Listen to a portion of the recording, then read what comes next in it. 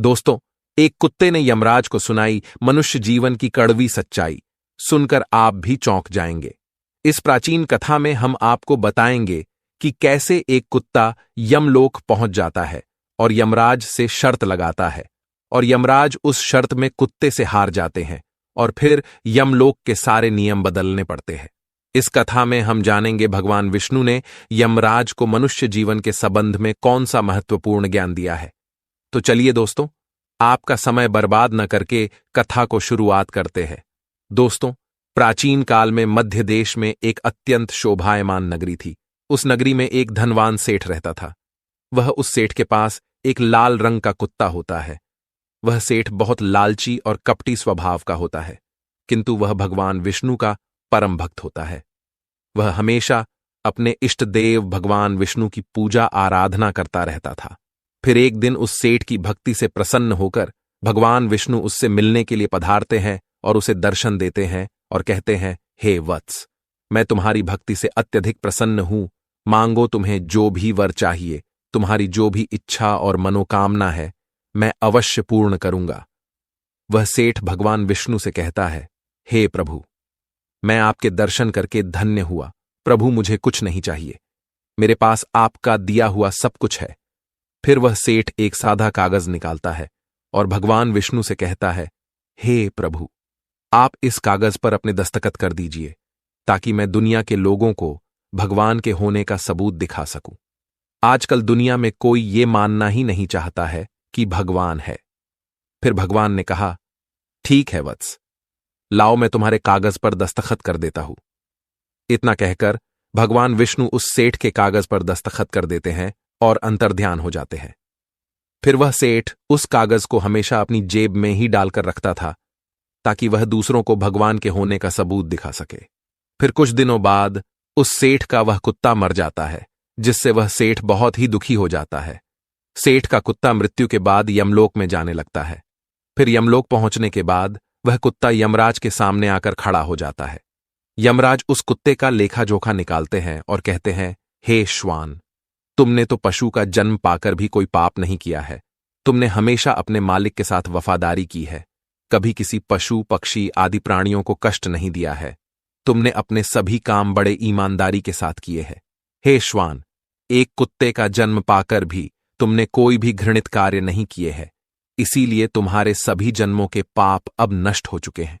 हे श्वान, अब तुम बताओ, तुम किस लोक में जाना चाहते हो? तुम जहां चाहोगे वहां तुम्हें भेजा जाएगा। तुम जिस प्राणी का जन्म चाहते हो वह जन्म भी तुम्हें दिया जाएगा। हम तुम पर बड़े ही प्रसन्न हैं।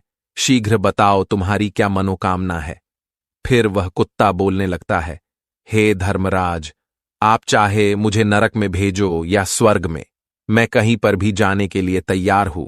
लेकिन मेरी आपसे विनती है कि मैं जिस भी स्थान पर रहूं, मैं किसी मनुष्य के बंधन में ना रहूं।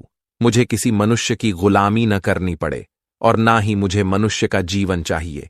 आप कृपा करके मुझे कोई उचित स्थान प्रदान करे। कुत्ते की बात सुनकर यमराज आश्चर्यचकित होते हैं और सोचने लगते हैं कि मनुष्य का जीवन पाने के लिए तो देवता भी तरसते हैं, फिर यह कुत्ता मनुष्य का जीवन ना देने की कामना क्यों कर रहा है। फिर यमराज उस कुत्ते से कहते हैं, हे श्वान, तुम मनुष्यों से इतना द्वेष क्यों करते हो? मनुष्य का जन्म पाने के लिए तो बड़े बड़े देवता भी तरसते हैं। पृथ्वी पर तो मनुष्य का जीवन ही सर्वश्रेष्ठ है। फिर क्यों तुम मनुष्य का जन्म नहीं पाना चाहते हो? इससे पहले तुम्हें कभी मनुष्य का जीवन नहीं मिला है, शायद इसीलिए तुम मनुष्य जीवन के फायदे नहीं जानते हो। तुम एक बार मनुष्य का जीवन प्राप्त करके देखो, तुम्हें पता चलेगा कि उसके कितने फायदे हैं। यमराज की बात सुनकर वह कुत्ता कहता है, हे धर्मराज, मैं जानता हूं कि मनुष्य का जन्म कितना अनमोल है, लेकिन मनुष्य बड़ा ही स्वार्थी, धूर्त, कपटी और चालाक होता है। जब वह अपना मतलब देखने लगता है तो सही गलत सब कुछ भूल जाता है। उसकी तृप्ति किसी चीज से नहीं होती। सारे संसार का धन भी उसे मिल जाए तो भी वह संतुष्ट नहीं रहता। उसकी भूख कभी नहीं मिटती है। मनुष्य बड़ा ही असंतोषी होता है। वह अकारण ही दुखी रहने लगता है और दूसरों को भी दुख देने लगता है। मनुष्य मुझ जैसे बेजुबान जानवरों को अपना गुलाम बनाकर रखता है और अपना काम निकलवाता रहता है। इतना ही नहीं, मनुष्य तो भगवान को भी धोखा देता है। इसीलिए मुझे मनुष्य जन्म नहीं चाहिए। यमराज कहते हैं, हे श्वान, ये तुम क्या कह रहे हो? मनुष्य भगवान को धोखा भला कैसे दे सकता है? तुम जरा बताओ, मैं भी तो जानूं। फिर कुत्ता कहने लगता है, हे धर्मराज, मनुष्य जब मंदिर में जाता है तो स्वार्थी मन से भगवान की पूजा करता है। भगवान से कहने लगता है, हे भगवान, मेरा ये काम बना दो, मैं इतने पैसे चढ़ाऊंगा, दान धर्म करूंगा, भंडारा करूंगा, गरीबों को कपड़े दान करूंगा। लेकिन जब उसका काम पूरा हो जाता है तो वह सब कुछ भूल जाता है। आगे बढ़ने की होड़ में वह अपनों का ही शोषण करता रहता है, एक दूसरे की टांग खींचने में लगा रहता है। न खुद ऊपर उठने का प्रयास करते हैं, न दूसरों को उठने देते हैं, न चैन से खाते हैं, न खाने देते हैं। अपना काम बनाने के लिए दूसरों को धोखा देता है। और उसकी धूर्तता तो देखिए, वह भगवान को भी लालच दिखाकर अपना काम बना लेता है। जब काम पूरा होता है तो कहता है, भगवान के पास तो सब कुछ है, मैं उन्हें क्या दे सकता हूं। इस प्रकार से कहकर वो अपनी बात से मुकर जाता है। हे यमराज, इंसानों के बुरे कर्मों को घिनाते गिनाते मैं थक जाऊंगा, किंतु उसके बुरे कर्म समाप्त नहीं होंगे। उसकी चालाकी के आगे तो देवता भी कुछ नहीं है। कुत्ते की बात सुनकर यमराज कहते हैं, हे श्वान, माना कि इंसान बहुत चालाक है, लेकिन वह हम देवताओं को मूर्ख नहीं बना सकता, क्योंकि हमारे यहां जितने भी जीव आते हैं उन्हें हम ही दंड देते हैं। उसने पृथ्वी लोक पर कितनी चालाकी क्यों न की हुई हो, उसे मृत्यु के बाद यही आना पड़ता है। सभी इंसान यहां पर आकर हमारे सामने रोते हैं, माफी मांगने लगते हैं, नरक जाने के भय से और मेरे भयंकर रूप को देखकर थर थर कांपते हैं। सभी मनुष्य हमारे अधीन रहकर ही काम करते हैं। फिर वह कुत्ता बोलता है, हे धर्मराज, आपके पास जितने भी मनुष्य आते हैं वे सब मरे हुए होते हैं। आपका पाला किसी जीवित इंसान से नहीं पड़ा है। यदि आप किसी जीवित मनुष्य को यमलोक लेकर आओगे तब आपको पता चल जाएगा कि जीवित इंसान कितना खतरनाक होता है। उस कुत्ते की बात सुनकर यमराज को आश्चर्य हुआ और गुस्सा भी आ गया। वे सोचने लगे, ये तो हमारे यहां पर आकर हमारा ही अपमान कर रहा है। इस तुच्छ कुत्ते को दिखाना होगा हमारे सामने कोई इंसान कुछ भी नहीं है। इंसानों की चालाकी हमारे सामने नहीं चल सकती। इस बात को साबित करने के लिए यमराज अपने दूतों को बुलाते हैं और कहते हैं, हे दूतों, जाओ और इस कुत्ते के मालिक को जीवित ही उठाकर यमलोक लेकर आ जाओ। हम भी देखते हैं कि जीवित इंसान हमारे सामने क्या चालाकी करता है।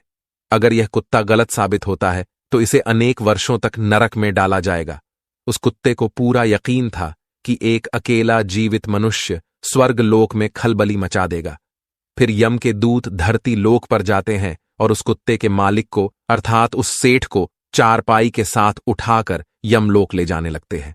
तभी बीच रास्ते में उस सेठ की नींद खुल जाती है और वह देखता है कि दो अत्यंत हृष्ट पुष्ट सिंगों वाले यमदूत उसे चारपाई के साथ उठाकर यमलोक ले जा रहे होते हैं। वह सेठ उन यमदूतों से पूछने लगता है, हे यमदूत, क्या मेरी मृत्यु नींद में हो चुकी है? तब यमदूत कहने लगते हैं, नहीं मनुष्य, तुम अभी जीवित ही हो। फिर वह सेठ कहता है, फिर आप दोनों मुझे कहां ले जा रहे हैं? मैंने कौन सा पाप किया है? यम के दूत उस सेठ को सारी कहानी बता देते हैं और कहते हैं, तुम्हारे कुत्ते ने यमराज से कहा है कि जीवित मनुष्य बहुत चालाक होता है, इसीलिए इस बात का परीक्षण करने के लिए यमराज ने आपको जीवित ही यमलोक लाने के लिए कहा है।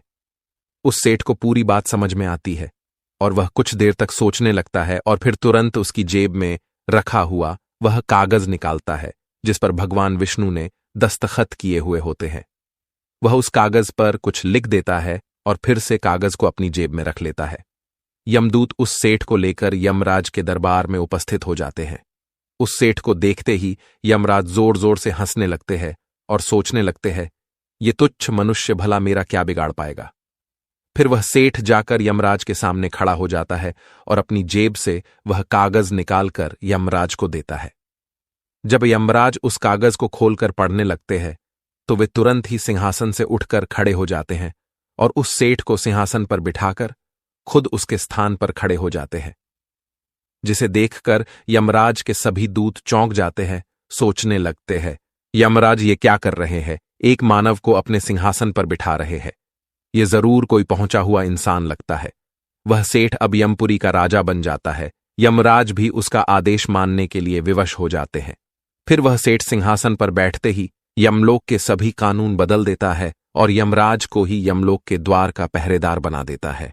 फिर वह सेठ सोचने लगता है, जब मैं मर जाऊंगा तो मुझे भी यहां पर आना पड़ेगा और मेरे पाप कर्मों के कारण मुझे भी नरक में डाला जाएगा। इसीलिए उस सेठ ने नरक में पड़े सभी प्राणियों को स्वर्ग में डालने का आदेश दिया और नरक का द्वार हमेशा के लिए बंद कर दिया। और फिर सभी यमदूतों को आदेश दिया कि आज के बाद किसी भी प्राणी को नरक में नहीं डाला जाएगा, सभी प्राणियों को स्वर्ग में ही भेजा जाए। सेठ के इस आदेश को सुनकर स्वर्ग लोक में खलबली मच गई। सभी देवता हैरान हो गए, लेकिन वे कर भी क्या सकते थे। आदेश यमलोक के राजा ने दिया था, इसीलिए चुपचाप सभी उसका पालन करने लगे। स्वर्गलोक का संतुलन पूरी तरह से बिगड़ गया। धीरे धीरे स्वर्गलोक में जीवों की भीड़ बढ़ने लगी, जिनकी सेवा करके स्वर्गलोक के कर्मचारी और अप्सराएं परेशान होने लगे और सोचने लगे, इतने सारे जीवों की सेवा कैसे कर पाएंगे। उधर वह कुत्ता सोचने लगा, यमराज को जीवित मनुष्य को यमलोक में लाना कितना महंगा पड़ गया। सेठ जी ने सब कुछ बदल दिया है, आखिर ऐसा कैसे हुआ। फिर वह कुत्ता अपने सेठ के पास गया और पूछने लगा, सेठ जी, आपने ये सब कैसे किया?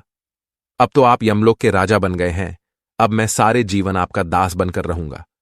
कृपया आप मुझे बताइए कि आपने ये सब कैसे किया।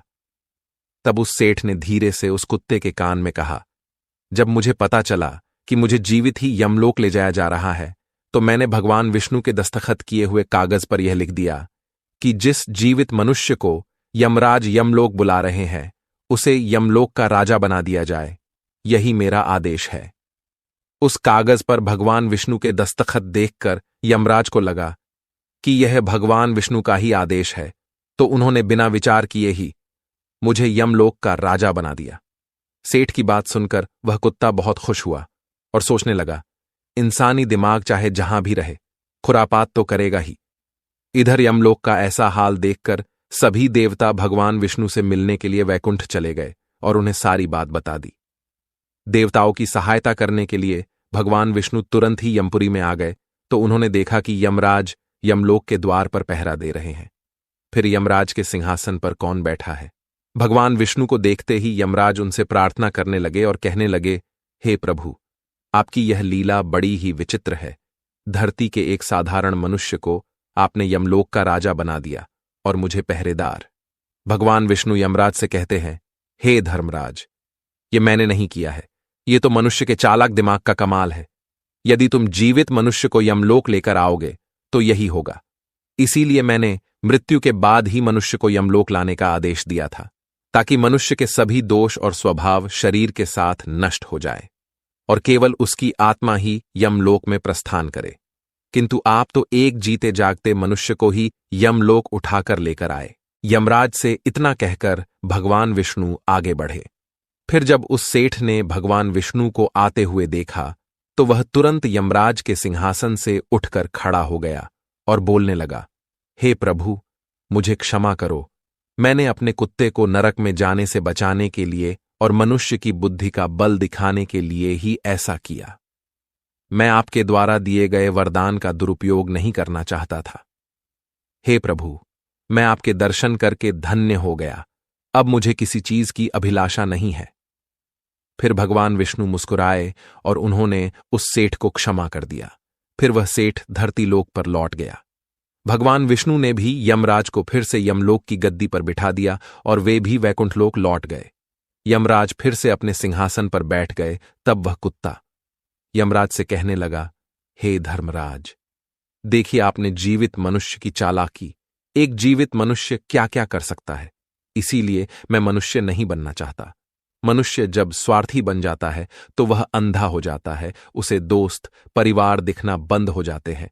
लालच में वह धर्म को भी भुला देता है और अनिष्ट कार्य करने लगता है। जब तक वह शास्त्र अनुसार कर्म करता है तभी तक सुखी रहता है, और जब धर्म से विमुख हो जाता है तो क्लेश और बीमारियां उसे घेर लेती है और उसका पतन हो जाता है। फिर यमराज उस कुत्ते को क्षमा कर देते हैं, उसे स्वर्ग में भेज देते हैं और यमलोक के बदले हुए कानूनों को फिर से सही कर देते हैं। तो दोस्तों, इस प्रकार से एक कुत्ते ने यमराज को मनुष्य के जीवन की सच्चाई बताई है। ये कथा आपको कैसी लगी कमेंट करके जरूर बताएं। अगर यह जानकारी अच्छी लगी तो वीडियो को लाइक जरूर करें और कमेंट में जय श्री कृष्ण जरूर लिखें। साथ ही चैनल को सब्सक्राइब करें। मिलते हैं अगली वीडियो में।